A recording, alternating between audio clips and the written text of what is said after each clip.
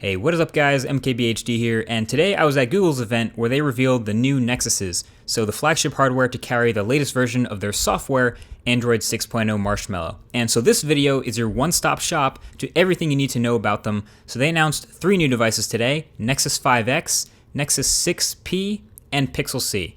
Alright, so the Huawei-made Nexus P is the highest end, the successor to the Nexus 6, so I guess what I would call the flagship. The specs are high-end, so the newer Snapdragon 810 chip, the Adreno 430 GPU, and 3GB of RAM. And the design is actually really nice. It's a completely metal body now, and it's all chamfered at every edge, sealed in of course, as Nexuses are, but overall a very rigid, solid body that feels high quality. The camera hump is not nearly as bad as we thought it would be, so that's great.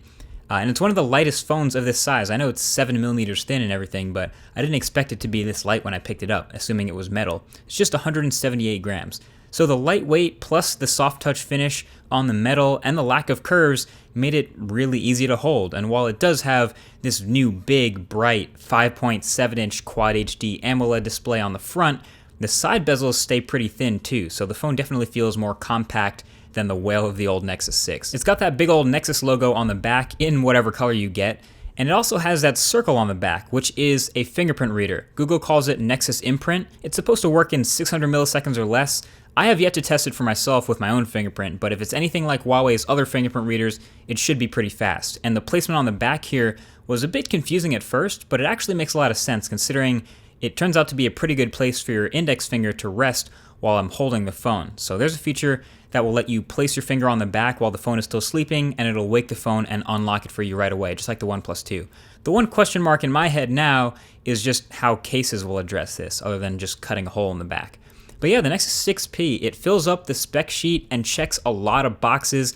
High-end CPU, high-end GPU, all-metal build, big bright HD, Quad HD AMOLED display, dual front-facing stereo speakers, 802.11 AC, Wi-Fi, LTE Advanced, NFC, Bluetooth 4.2, USB Type-C with fast charging, thank you, a pretty big 3,450 mAh battery, despite looking so thin, and even a new 12-megapixel camera with f2.0 aperture that, even without optical image stabilization, was just ranked the DxO Mark No. 2 smartphone camera, just below the Samsung Galaxy S6. Now, I know that having OIS would definitely still have been preferred. It would have benefited the camera, I think, for sure, especially with video and for low-light shots, but I was shown some sample photos in low-light from the 6P that looked pretty good, and the 1.55 micron pixel size is among the largest in any smartphone. So hopefully this Sony-made sensor, combined with improved image processing in Android M, will work its magic.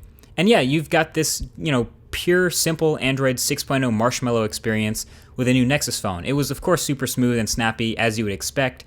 We got to see Google Now on Tap in action, so it looks like it takes a few seconds to work its magic, but when it does work, it lets you press the home button and hold from anywhere to get contextual information about the text on your screen. And there's all kinds of little improvements like this in the final version of Marshmallow here, so improved permissions management, there's less pre-installed apps, and you have the final Easter egg, etc. So for me, I really can't wait to test this guy full time and figure out if the camera and battery life hold up to the spec. But I think if they do, this could be one of my favorite smartphones of the year.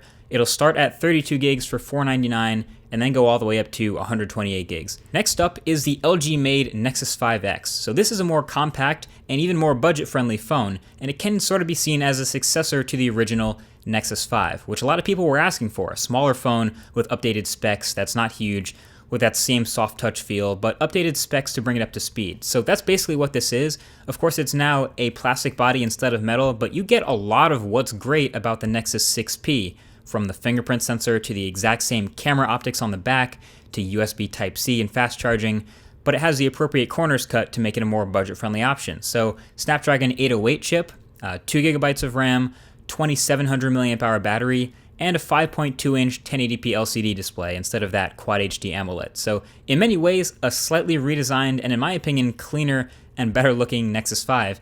And at its price, I seriously think this is a phone that anyone can consider buying, not just Nexus enthusiasts. It starts at 16 gigs, so that's a little low for no expandable storage, but that's $379, and then the 32 gig version is $429. So that's right up next to the Moto X Peer and the OnePlus 2, but with a potentially much better camera and larger battery. So again, that's potential since I have to see these tested in the full review.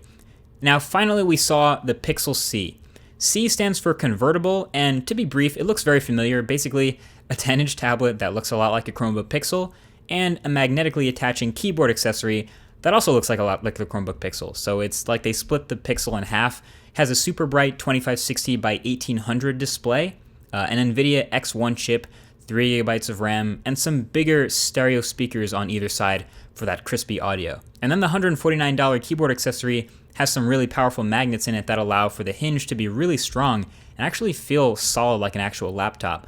So this guy will start at $499, so a little less expensive, I guess, than some other options like it, but still pretty interesting nevertheless. So there you have it. The new Nexus family is born for 2016. Like I said, I'm personally pretty pumped about the Nexus 6P. I think it's going to make a pretty good run at potentially being my daily phone if the battery life and the camera are as good as they promise. And I was pleasantly surprised with the 5X fitting in nicely as a phone that I would actually want to recommend to a normal person, which hasn't been the case with the Nexus phone for a little bit. Either way, thank you for watching. Definitely leave a thumbs up if you enjoyed, and if you're excited to see the full review. Thanks for watching, and I'll talk to you guys in the next one. Peace.